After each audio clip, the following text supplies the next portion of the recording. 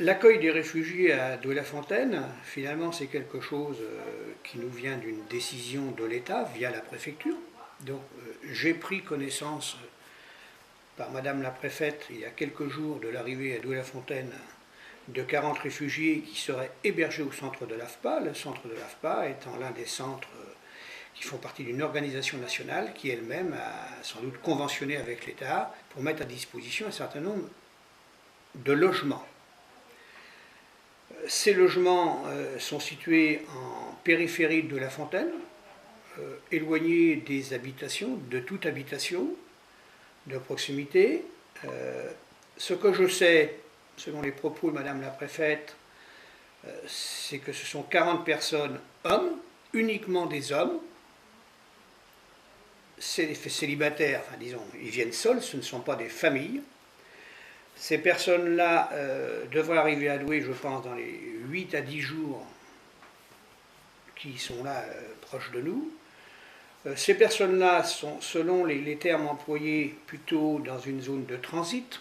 Leur séjour à Douai devrait se prolonger à peu près jusqu'au printemps. On parle de mars-avril. L'accompagnement de ces personnes est confié à une association spécifique dédiée à cet effet, choisie et travaillée en collaboration avec la préfecture. Je ne connais pas actuellement ni le nom de l'association, ni les responsables de cette association qui sont chargés. On ne demande rien de spécifique d'intervention au niveau de la commune, pas plus en fourniture de repas que autre.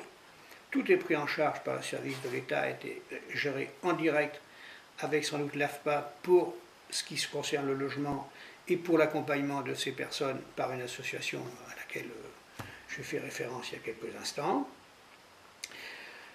Ce que j'ai compris, c'est que ces personnes-là vont être accompagnées et leur situation étudiée au cas par cas.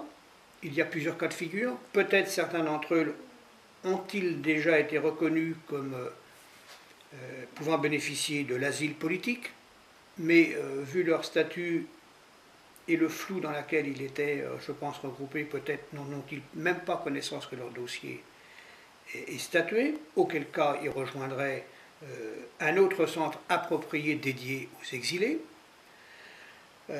Chaque cas sera sans doute étudié pour savoir si la personne peut être reconnue en tant qu'exilé, bénéficier du droit d'asile français, comme tout citoyen étranger qui fait cette démarche-là, ou peut-être tout simplement reconnu comme n'ayant pas de légitimité, étant complètement en situation irrégulière en France à laquelle il pourrait faire l'objet de reconduite à la frontière, c'est ce que j'ai cru comprendre.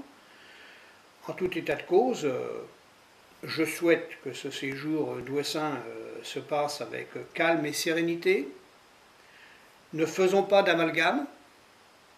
C'est une décision de l'État. L'État nous a assuré, via Madame la préfète, qu'il assurait l'intendance et le suivi de ces personnes. J'espère que ce séjour sera, pour la situation d'eux-mêmes, je pense, c'est l'intérêt de chacun des individus concernés, que la situation se régularise dans un sens ou dans l'autre le plus rapidement possible, et que ce passage à Douai soit pour eux peut-être l'un des moyens de trouver une solution à leurs problèmes, dont on ne peut ignorer les difficultés que rencontrent ces personnes.